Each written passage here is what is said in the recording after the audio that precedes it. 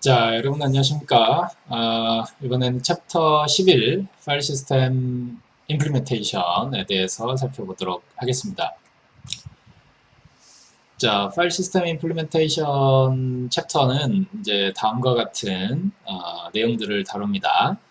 파일 시스템 구조, 그리고 파일 시스템을 구현하는 방식, 뿐만 아니라 파일 시스템에서는 우리가 이제 디렉토리 구조를 또한 표현을 해줘야 됩니다. 그래서 디렉토리를 임플리멘테이션 하는 방식, 그리고 우리가 파일을 이제 피지컬한 하드디스크 스토리지에 어떻게 배치를 할 것인가에 대한 이슈가 또 이 파일 시스템의 핵심 이슈 중에 하나입니다. 그래서 그 얼로케이션 방법에 대해서 살펴보고요. 그리고 이 파일 시스템 영역 중에 이제 사용하지 않고 있는 영역, 즉 프리 스페이스에 대해서 우리가 어떻게 관리할 것인지 그 방법을 이제 프리 스페이스 매니지먼트를 통해서 이제 살펴봅니다. 자, 그래서 이번 챕터 11에서는 로컬 파일 시스템을 구현하는 디테일과 또 디렉토리 구조를 구현하는 방법, 세부적인 방법에 대해서 학습을 하겠습니다. 자, 우선 파일 스트럭처를 설명을 드리면, 파일은 이제 논리적인 로지컬한 스토리지 유닛이죠. 사실 우리가 이 컴퓨터 시스템을 사용하는 사용자 입장에서 이 파일이라는 개념이 직접적으로 우리 하드디스크나 SSD 피지컬한 디바이스 상에서 직접적으로 파일이라는 개념이 존재하는 것은 아닙니다. 즉, 이 파일에 대해서는 이제 우리가 논리적으로 다루는 개념이지, 이 파일 자체가 물리적으로 어떤 하드웨어적으로 딱 맞는 그런 규격화된 공간이 존재하는 건 아닌 거죠. 그래서 말 그대로 이제 로지컬한 스토리지 유닛이다라고 할 수 있고요. 따라서 이 그 파일이라는 개념 자체가 운영 체제에서 다루는 용어지, 그 운영 체제가 달라지면 또 그 파일에 대한 이 파일 시스템의 구현 방식이라든지 파일 시스템의 구조 같은 것들은 다 달라질 수가 있습니다. 심지어 한 운영 체제 하에서도 여러 개의 파일 시스템을 또 이제 채택할 수가 있는 거죠. 그래서 다른 파일 시스템을 채택하게 되면 같은 운영 체제라 할지라도 그 파일을 다루는 방법은 또 달라지게 됩니다. 그래서 이와 같이 이제 논리적인 스토리지 단위를 우리가 이제 파일이라고 이야기를 하고요. 그 내용적으로는 이 파일 안에는 이제 related information, 그 파일 단위로 의미가 있는 관련된 정보들이 파일 안에 모여있는, 컬렉션 돼 있는 형태인 거죠. 그래서 우리가 파일을 collection of related information이라고 부르는 이유가 그런 이유입니다. 자, 그리고 이 파일 시스템이라고 하는 개념은 우리가 파일 시스템 이라고 했을 때 이 파일 시스템은 어디에 존재하는 거냐면 세컨더리 스토리지죠. 즉 디스크상에 존재하는 개념입니다. 파일 시스템이라고 하는 것이 하드디스크나 SSD와 같은 2차 디스크에 존재할 수가 있고요. 요즘은 꼭 이렇게 이제 하드디스크나 SSD에만 존재한다라고 할 수는 없는 게 요즘 이제 워낙 다양한 종류의 보조기억 장치들이 많이 나와 있는 시대입니다. 그래서 하드디스크나 SSD 외에도 여러분들 사용하시는 스마트폰 상에도 이제 파일 시스템이 올라가 있고요. 그리고 최근에 사용되는 아주 다양한 여러 가지 인베디드 시스템들도 다 파일 시스템을 탑재를 한 미디어들을 가지고 있습니다. 하다못해 여러분들이 그냥 주머니 하나씩 가지고 다니시는 USB 디스크, USB 드라이브에 대해서도 파일 시스템이 탑재가 되어 있습니다. 대부분의 경우에 USB 같은 데에는 이제 FAT라고 불리우는 심플한 파일 시스템이 사용이 되고 있죠. 이 FAT는 이제 과거 도스 시절에 많이 사용을 하던 파일 시스템이 되겠습니다. 자, 그래서 이 파일 시스템은 2차 디스크 상에 존재를 하면서 어떤 역할을 하냐면 사용자 인터페이스적인 역할을 한다 이거죠. 이 해당 스토리지에 접근하기 위한 사용자 인터페이스를 제공하는 개념이 바로 이 파일 시스템입니다. 이렇게 그 해당 스토리지에 접근하는 사용자 인터페이스 개념이 되려면 결과적으로 이런 매핑이 가능해야 되는 이야기입니다. 즉 로지컬 투 피지컬 매핑이 돼야만 스토리지에 대한 사용자 인터페이스를 해줄 수가 있는 거죠. 왜냐하면 파일이라고 하는 개념 자체가 이제 로지컬한 스토리지 유닛이기 때문에 그러한 로지컬 스토리지 유닛에 대해서 그 로지컬한 스토리지가 피지컬리 어디에 있는지를 매핑해주는 역할이 바로 이 파일 시스템의 역할이 되겠습니다.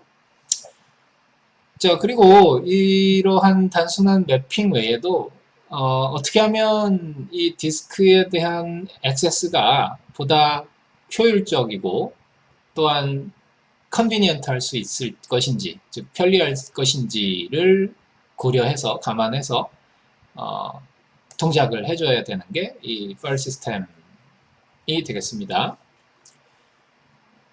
자, 그래서 이러한 그 파일 시스템에 대해서 디스크는 어떠한 형태의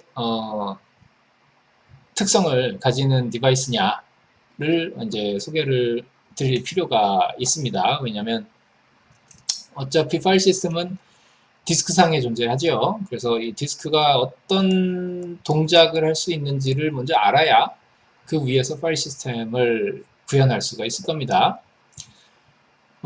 아시다시피 이제 우리가 하드디스크, SSD라고 부르는 디스크는 인플레이스 리라이트가 가능하고 또 랜덤 액세스가 가능한 디바이스가 바로 이 디스크입니다. 여기서 우리가 디스크라고 하면 하드디스크나 SSD를 구분하지 않고 총칭하는 의미가 되겠습니다. 우선 그 인플레이스 리라이트라고 하는 용어는 무슨 뜻이냐면 인플레이스는 이제 제자리에서라는 뜻이죠.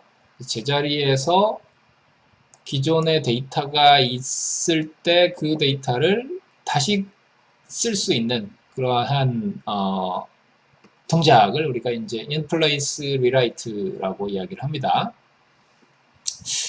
이 인플레이스 리라이트라는 얘기를 굳이 하는 이유는 뭐냐면 이거 뭐 당연한 거 아닌가요? 이렇게 생각하실 학생들이 계셔서 이런 부연 설명을 드립니다만 요즘 많이 사용하는 여러분들 그 플래시 메모리, USB 드라이브 같은 것들은 이 인플레이스 리라이트가 안 되거든요. 기존의 데이터를 써놓은 위치에 그 위치에 다시 리라이트하는 인플레이스 리라이트가 허용되지가 않습니다. 그래서 디스크는 이제 이 인플레이스 리라이트가 된다라는 것을 꼭 찍어서 이제 설명을 해드리는 거죠. 여러분들이 생각하기에 USB 메모리, USB 디스크가 인플레이스 리라이트가 되는 것 같습니까? 안 되는 것 같습니까? 이렇게 생각하실 수도 있어요. 그러니까 나는 기존에 내 USB 메모리에 파일이 있는데 그 위치에 같은 파일을 덮어 씌웠더니 어, 리라이트가 됐다. 이거 인플레이스 리라이트가 되는 거 아니냐. 이렇게 생각하실 수가 있습니다. 예. 근데 그건 이제 우리 파일 시스템 관점에서 그러한 인플레이스 리라이트와 유사한 기능을 이제 구현을 해준 겁니다. 실질적으로 피지컬리 같은 위치에 리라이트를 해준 건 아니고 우리 파일의 개념은 이제 로지컬한 개념이기 때문에 논리적인 관점에서는 같은 위치에 리라이트 할 수 있도록 이제 인터페이스를 제공해 주는 것이지 실질적으로 플래시 메모리 상에서 리라이트가 된 것은 아니다 라고 일단 알고 계시면 되겠습니다. 자, 그리고 이 디스크의 특성 중에 첫 번째가 이제 인플레이스 리라이트고 두 번째는 이제 랜덤 액세스라는 특성을 가집니다.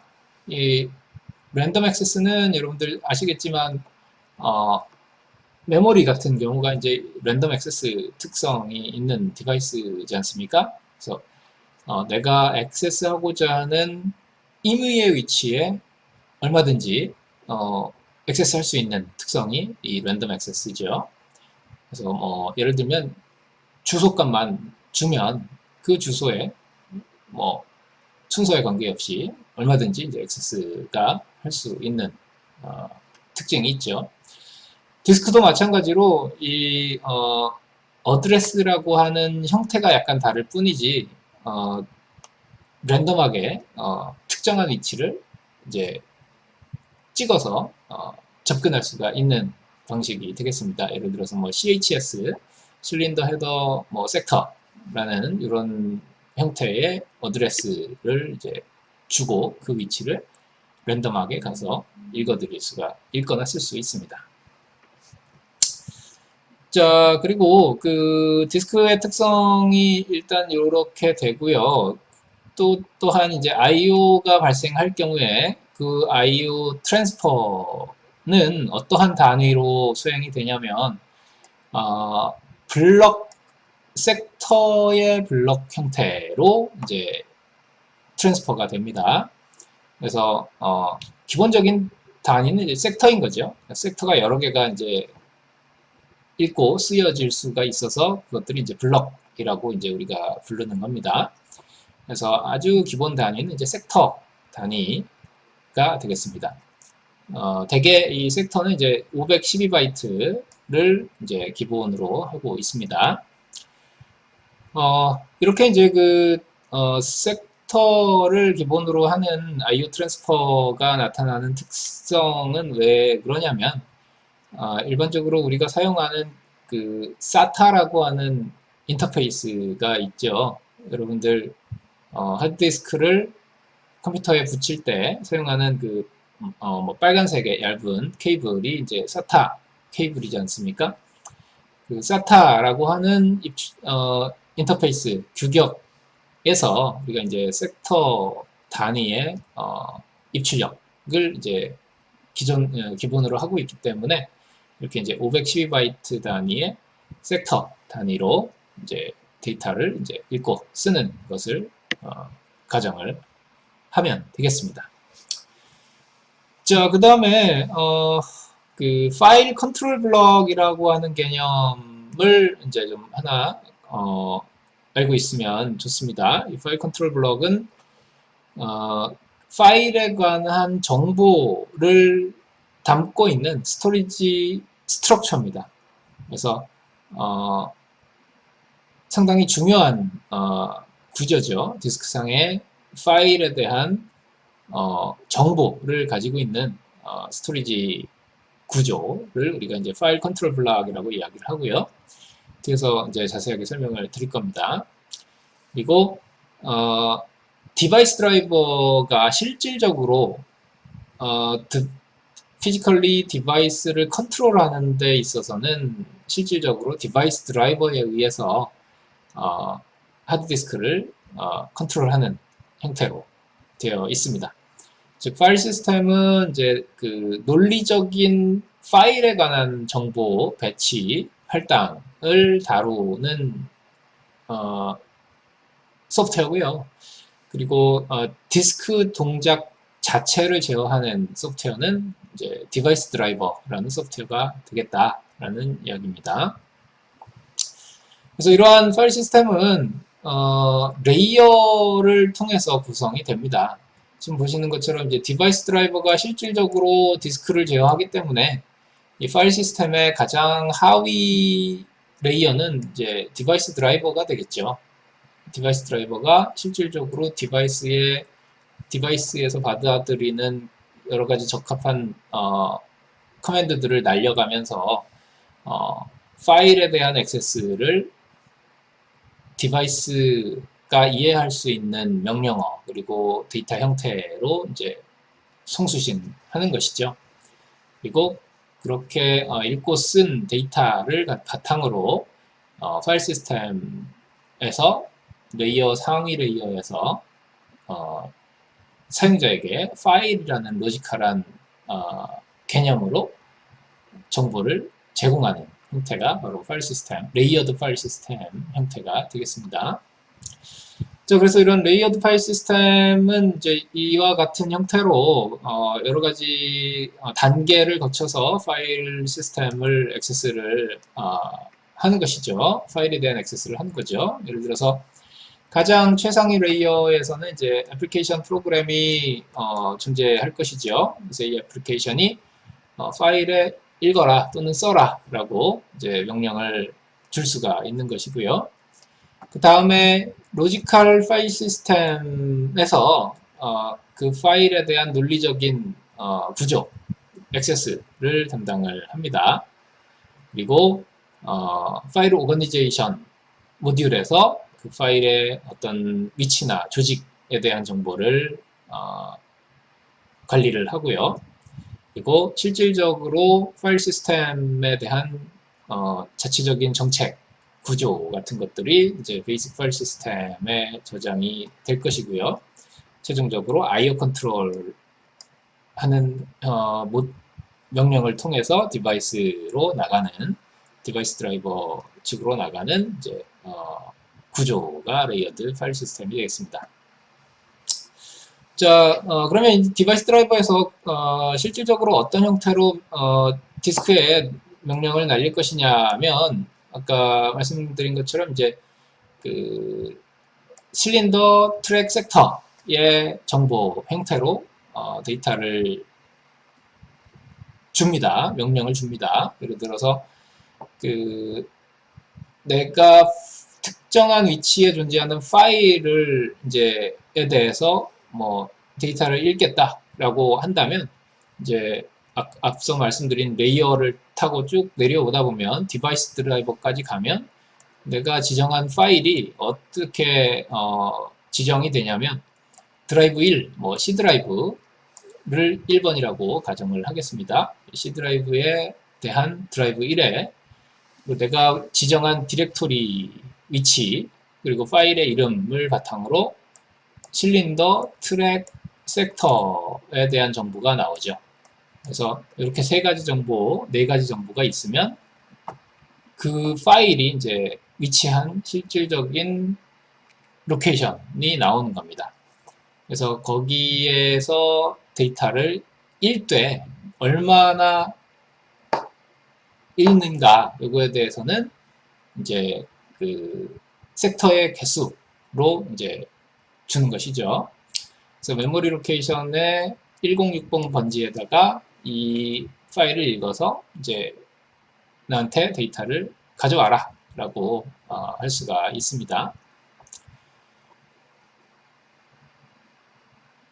자, 그리고 이제 그 논리적인 파일 시스템은 이제 메타데이터 정보를 우리가 관장을 합니다. 그래서 이 로지컬 파일 시스템에서는 파일의 이름을 받아서 이 파일에 대한 실제 파일의 번호 그리고 파일의 핸들 그리고 실질적인 파일 컨트롤 블록을 가지고 있는 위치 같은 것들을 변환을 해버리죠.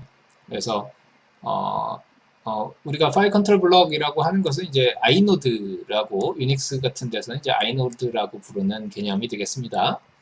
그래서 파일에 대한 경로 그리고 파일의 이름을 줬을 때 그것을 바탕으로 파일 넘버, 파일 핸들 그리고 아이노드를 찾아낼 수 있도록 트랜슬레이션 해주는 이 메타데이터를 관할을 하고 있고요. 또한 이 메타데이터에는 이제 디렉토리 매니지먼트도 들어가고 프로텍션도 이제 포함이 되는 형태로 되어 있습니다. 자, 물론 이 그 레이어드 파일 시스템을 구축을 하다 보면 이제 아무래도 이제 컴플렉시티가 증가하고 또 중복 가능성도 우려가 될 수가 있기 때문에 이런 부분들을 가급적 이제 없애는 방향으로 구현하는 것이 이제 추세입니다. 즉 하나의 복잡한 시스템을 통째로 만드는 것보다는 이제 각각의 레이어에 집중해서 시스템 설계를 하다 보면 아무래도 이제 컴플렉시티가 이제 해소가 되죠. 그리고 이제 물론 이제 이러한 레이어드 시스템을 사용을 하면 이런 컴플렉시티나 리던던시 측면에서는 이제 장점이 될 수 있지만 레이어 간의 통신 오버헤드 같은 것들이 있기 때문에 퍼포먼스 측면에서는 뭐 이렇게 좋은 영향을 항상 주지는 않는다라고 할 수가 있습니다. 자, 그래서 이러한 그 레이어드 파일 시스템에서의 사례를 이제 몇 가지 좀 살펴보면 이제 그 우리 같은 윈도우 기반의 파일 시스템에서는 이제 FAT, FAT32, NTFS 같은 것들이 있고 또 리눅스 쪽에서는 이제 Extended File System이라고 해서 ext2, 3, 4 같은 파일 시스템들이 있습니다. 그리고 뿐만 아니라 요즘은 그 지금 언급해드린 이러한 그 개인용 시스템의 파일 시스템 외에도 그 네트워크 파일 시스템 같은 것들 또 이제 아주 대용량의 데이터를 관할하기 위한 파일 시스템 같은 것들이 또 널리 보편화가 돼 있죠. 그래서 뭐 ZFS, 구글 FS 같은 것들이 이제 그러한 케이스가 되겠습니다.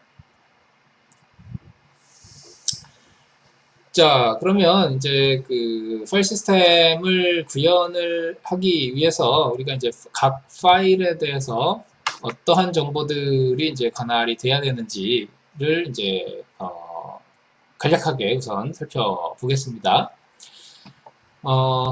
일단 우리가 이제 그 파일에 대해서 가장 중요하게 다뤄줘야 되는 것이 이제 파일 컨트롤 블럭이라고 말씀을 드렸죠. 그래서 이 파일 컨트롤 블럭은 각각의 파일에 대해서 다 하나씩 이제 존재하면서 그 파일에 대한 정보를 관할을 합니다.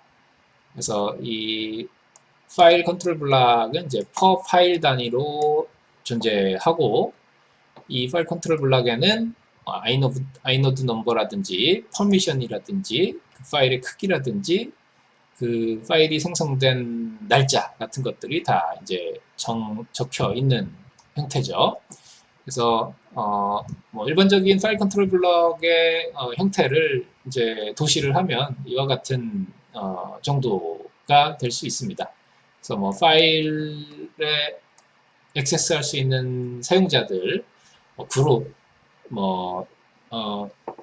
유저 같은 정보들을 이제 파일 퍼미션 쪽에 이제 기록할 수도 있고, 파일에 대해서 생성된 시간, 액세스된 시간, 쓰여진 시간 같은 것들을 기록하는 날짜 정보도 포함을 하고 있습니다. 그리고 그 파일의 소유자, 그룹 같은 거, 그리고 액세스 컨트롤 리스트 같은 것들을 이제 포함을 하고 있고요. 그리고 그 파일의 크기가 얼마나 되는지에 대한 정보도 당연히 가지고 있습니다. 자, 그리고 그 파일의 데이터 블럭 즉 지금 여기서 다루는 요 위쪽까지의 정보들은 이제 파일에 대한 일반적인 프로퍼티이고, 정작 파일이라고 하면 그 데이터가 관련 있는 데이터의 컬렉션이니까 그 데이터에 대한 액세스를 할 수 있도록 데이터가 위치한 정보를 가지고 있어야겠죠. 그래서 지금 마지막 행이 그런 정보입니다. 그래서 실제 파일에 대한 데이터 블럭이 어디에 위치하고 있는가를 나타내는 파일 데이터 블럭에 대한 포인터를 이 inode, 즉 파일 컨트롤 블럭에서 가지고 있습니다. 그래서 우리가 특정한 파일에 액세스를 하겠다라고 하면 파일 컨트롤 블럭에 먼저 가서 그 파일 컨트롤 블럭의 메타 정보를 본 다음에 액세스 권한이 있으면 그 파일의 데이터 블럭으로 넘어가서 데이터를 읽거나 쓸 수가 있게 되는 거죠. 자, 이상으로 이번 시간 강의를 모두 마치겠습니다.